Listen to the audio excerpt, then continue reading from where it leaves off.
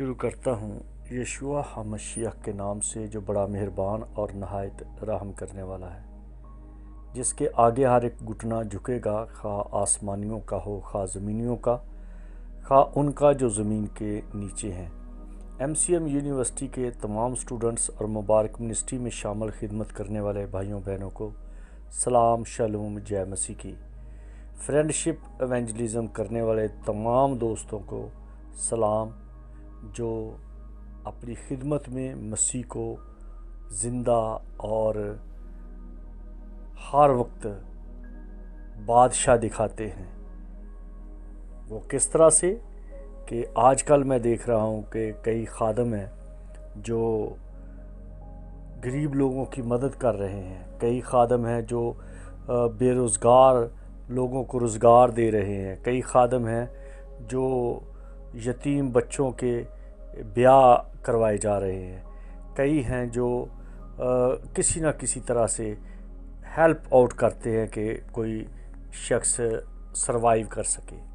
تو میرے دوستو، یہ سارا کچھ جو کیا جا رہا ہے یہ در حقیقت فرینڈشپ ایونجلزم ہے، دوست بنا کر، کیونکہ مسیح خداوند نے فرمایا کہ ناراستی کی دولت سے آسمان کی بادشاہی کے لیے دوست پیدا کرو، کیونکہ دوست بنانا بہت ضروری ہے۔ مسیح خداوند نے فرمایا کہ میں تمہیں دوست کہتا ہوں۔ یوحنا کی انجیل میں لکھا ہے کہ جو کچھ میں تمہیں حکم دیتا ہوں اگر تم اسے کرو تو تم میرے دوست ہو۔ تو اس لیے دوست بننے کی کوشش کریں۔ میں نے 1988 میں ایک ٹیم کا آغاز کیا تھا، ایک آرگنائزیشن کا آغاز کیا جس کا نام تھا ایونجیلیکل فرینڈز آف کرائسٹ ٹیم۔ تو خداوند کا شکر ہے کہ میں نے اور میری بیوی نے، ہم دونوں نے دعا روزے سے اس کو شروع کیا، اور آج پوری دنیا میں بہت سارے ساتھی ہیں جو ہمارے ساتھ مل کر کام کر رہے ہیں، اور ہم کسی کو ڈومینیٹ نہیں کرتے، ہم سب کو یہ چاہتے ہیں کہ وہ اپنی اپنی جگہ پر آسمان کی بادشاہی کے کام میں عملی طور پر دکھائیں کہ یسوع زندہ ہے۔ اگر ہم یسوع کو زندہ دکھاتے نہیں تو اپنے ہاتھوں سے، اپنے عمل سے، اپنی ہر ایک حرکت سے ثابت کر دیتے ہیں کہ یسوع مر چکا ہے۔ تو یہ بڑی شرم کی بات ہے کہ آج بہت سارے لوگوں نے، مسیحوں نے، خاص طور پر انڈیا اور پاکستان کے مسیحوں نے یسوع کو زندہ نہیں بلکہ مردہ پیش کیا ہے۔ میں اس بات کو بڑے دکھ سے کہہ رہا ہوں۔ یورپ، امریکہ میں اور آسٹریلیا میں لوگ کوشش کرتے ہیں کہ یسوع کو زندہ ثابت کریں، اپنے عمل و اعمال سے، اپنی حس و حرکات سے وہ کچھ نہ کچھ کرتے رہتے ہیں تاکہ لوگوں کو پتہ چلے۔ کسی جگہ پہ سکول بنایا، کسی کو روٹی دے دی، کسی کو جوتی دے دی، کسی کو دوائی دے دی، کسی کو حوصلہ دے دیا، کسی کے ساتھ کھڑے ہوئے، کسی کے آنسو صاف کر دیے۔ وہ ثابت کرتے ہیں کہ ہمارا مالک، ہمارا استاد، ہمارا خداوند، ہمارا نجات دہندہ، ہمارا چھٹکارا دینے والا زندہ ہے۔ کیوں؟ اس لیے کہ یسوع مسیح نے کہا تھا کہ تم میری یادگاری کے لیے یہ کیا کرو۔ صرف روٹی توڑنا یادگاری نہیں ہے، عشائر بانی میں شامل ہونا یادگاری نہیں ہے۔ یادگاری کے لیے یہ کیا کرو، جس طرح کہ میں توڑا گیا ہوں تم بھی توڑے جاؤ، جس طرح میں نے قربانی دی تم بھی قربانی دیا کرو، جس طرح سے میں نے خون بہایا تم بھی خون بہاؤ، جس طرح سے میں نے تمہارے بیماروں کو اچھا کیا تم بھی بیماروں کو اچھا کرو، جس طرح میں نے روٹیاں کھلائی تم بھی کھلاؤ، جس طرح میں تمہارے ساتھ کھڑا ہوا ہیومن رائٹس میں، انسانیت میں، لوگوں کے دکھ درد میں۔ یسوع روتے ہوئے لوگوں کے ساتھ رویا، تنہا لوگوں کے ساتھ بیٹھا، رد کیے ہوئے لوگوں کا ساتھ دیا۔ تو اس نے کہا تم میری یادگاری کے لیے یہ کیا کرو۔ اور یہ کیا ابتدائی کلیسیاؤں نے. اسی وجہ سے تو لوگوں نے کہا کہ یہ مسیحی ہیں، کیونکہ یہ مسیح کی طرح کا کام کرتے ہیں. اب لوگ فکر کرتے ہیں. یسوع نے کہا جب تم میرے بدن میں سے کھاؤ گے، میرے خون میں سے پیو گے، تو میں تمہیں آخری دن زندہ کروں گا. تم مرو گے نہیں. جو مجھ پر ایمان رکھتے ہیں وہ گو مر بھی جائے تو بھی زندہ رہیں گے. جیسے آج کل آپ انٹرنیشنل طور پہ دیکھیں کہ ایلکور ایک پروسیس ہے جس میں انسان اپنی باڈی کو پریزرو کروا رہا ہے. لکھوا رہے ہیں ڈاکٹروں کے پاس کہ جب میں مر جاؤں تو مجھے آپ محفوظ کر لیں، تاکہ کوئی ٹائم ایسا آئے گا کہ مجھے دوبارہ سے زندہ کیا جائے گا. وہ پیسے دے دیتے ہیں تاکہ وہ چلتا رہے. جب وہ ڈاکٹر مر جائیں گے اس کے بعد وہ فائل اگلے ڈاکٹروں کے پاس چلی جائے گی. اس طرح وہ سسٹم میں ہسٹری میں چلتا جائے گا.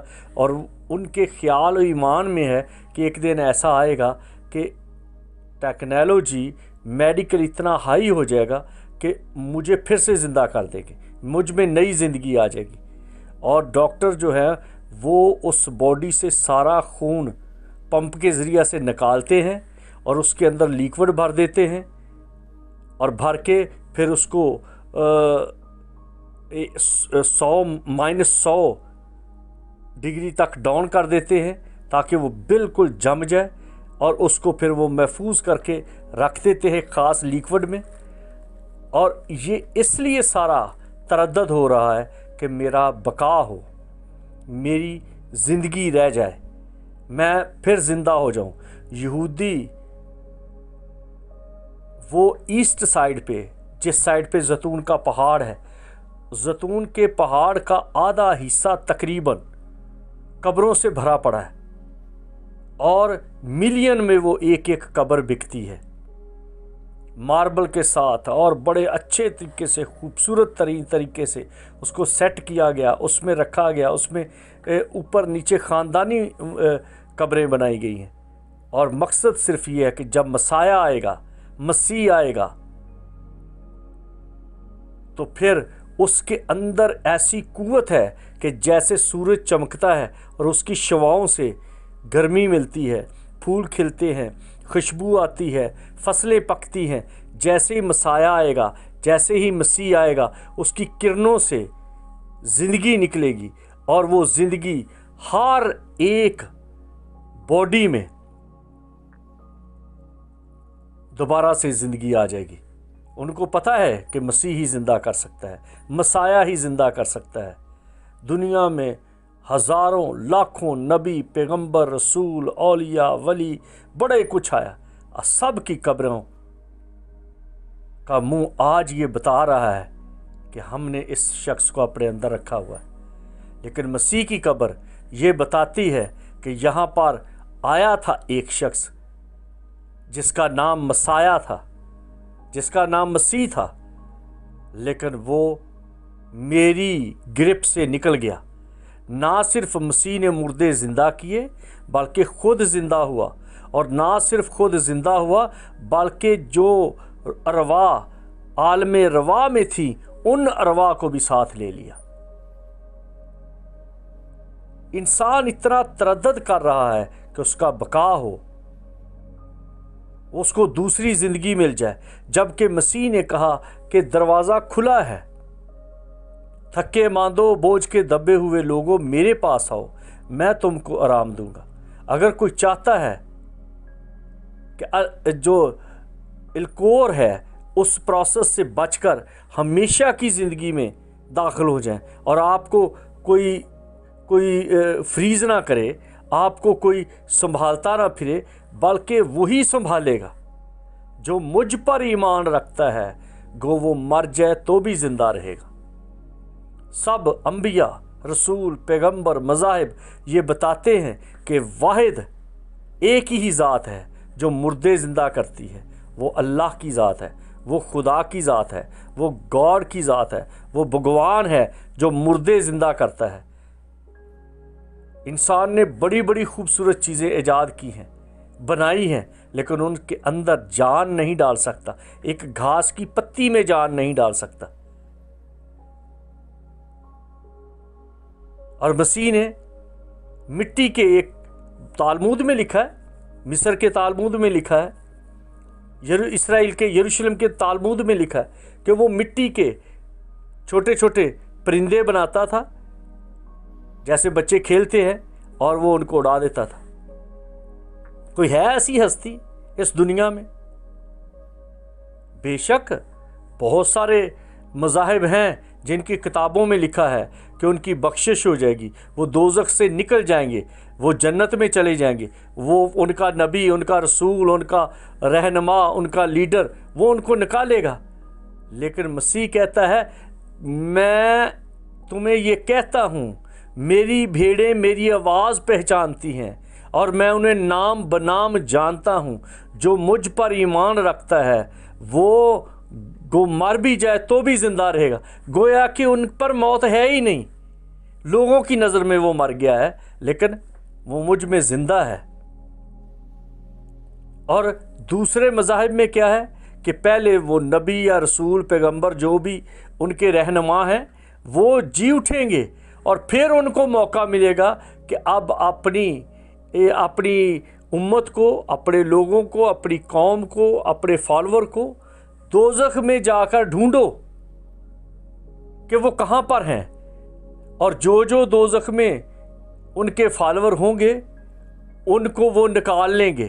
جب نکالیں گے تو بعد میں ان کی عدالت ہوگی کہ وہ ان کی کتاب، جو بھی ان کے مذہب کی کتاب ہے، ان کی کتاب پر ان کا حساب ہوگا کہ جو کچھ ان کی کتاب میں لکھا ہے کہ رشوت خوری نہیں کرنی، زناکاری نہیں کرنی، ملاوٹ نہیں کرنی، چور بازاری نہیں کرنی، قتل و غارت نہیں کرنا، کسی کا حق نہیں مارنا، کسی کے حق پر ڈاکہ نہیں ڈالنا، کسی کے لیے مصیبت کھڑی نہیں کرنی، کسی کے راستے میں رکاوٹ نہیں ڈالنی۔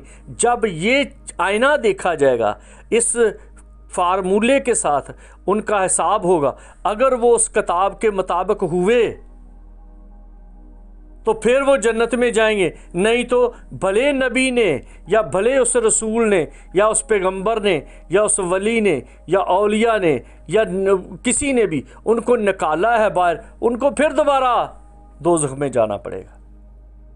تو کہاں کیا ملا ان کو؟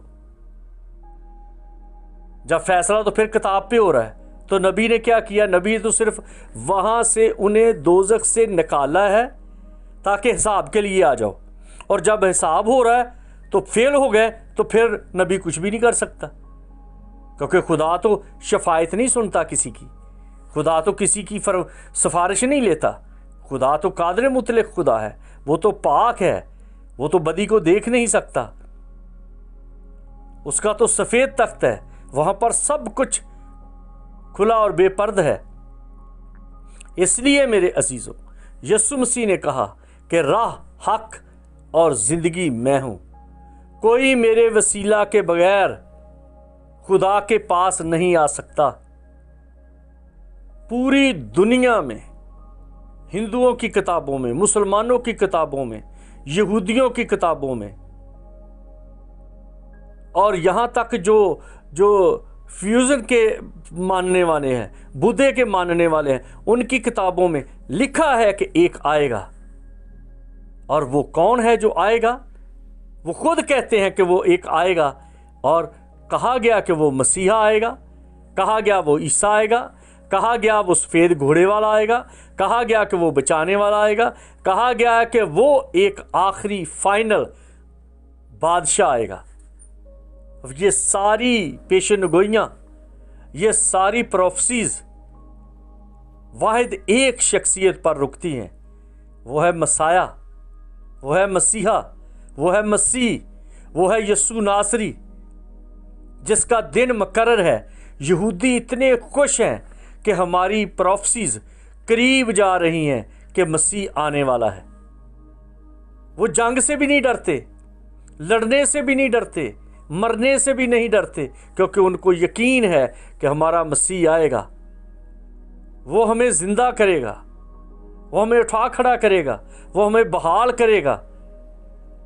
تو میں کہتا ہوں کہ اس دور کے جو نومینل مسیحی ہیں، خاص طور پہ جو ایسٹرن مسیحی ہیں، انڈیا اور پاکستان کے مسیحی ہیں، جن کو پادریوں نے ورگ لگایا ہوا ہے کہ مسیح کی آمد کی فکر نہ کرو، فکر کرو تو بیماریوں سے شفا کی فکر کرو، فکر کرو تو پراسپیرٹی کی فکر کرو کہ تمہیں پیسے کیسے ملیں گے، تم برکت کیسے پاؤ گے، تم امیر کیسے ہو جاؤ گے، جیسے آج کل ہوتا ہے لوگ کہ تم گورے کیسے ہو جاؤ گے، اور گورے ہونے کے لیے اوپر وہ اپنے چہرے پہ مٹی ملتے ہیں۔ ایک دن میں نے کسی سے ایک سنی بات کہ وہ کہہ رہے ہیں کہ انڈیا میں کسی نے پنڈت نے کسی ان کے رہنما نے بتایا کہ جو ایک بچیا ہے جس نے ابھی کوئی بچہ پیدا نہیں کیا اور جو ابھی بالکل جوان ہے، جب اس کا وہ گوبر کرے تو اس کا گوبر چہرے پہ لگاؤ۔ کتنے گند، کتنے تردد، کتنی ایفرٹس کی جا رہی ہیں کہ میں گورا ہی ہو جاؤں، میں گورا ہو جاؤں، میں امیر ہو جاؤں، میں دوسروں سے منفرد نظر آؤں، میرے حالات بدل جائیں۔ لیکن اگر کوئی یسوع کو جان جائے گا تو اس کا سب کچھ بدل جائے گا۔ یہ بدن جو ہے اس کی کیا وقت ہے، اس کی کیا ویلیو ہے؟ تسلونیکیوں کے خط میں لکھا ہے پہلے تو وہ جو مسیح میں موئے نمبر 1، پھر ہم جو زندہ ہیں یعنی کہ جو مسیح کے فالوور ہیں وہ بدل جائیں گے، اور پھر لکھا ہے ہم اٹھائے جائیں گے۔ کن کے بارے میں کہا گیا اٹھائے جائیں گے؟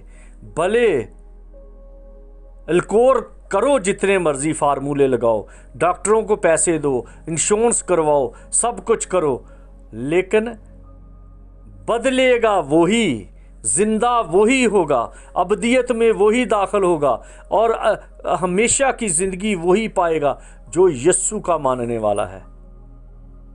دوسرے مذاہب کی میں بات اس لیے نہیں کرتا کہ بہت سارے لوگ ہیں جو جذباتی ہیں، علم سے خالی ہیں، وہ خود بھی نہیں اپنے مذہب کو صحیح جانتے، اور اگر کوئی ان کے مذہب کی ہی ان کو بات بتا دی جائے وہ بھی ان کو بری لگتی ہے۔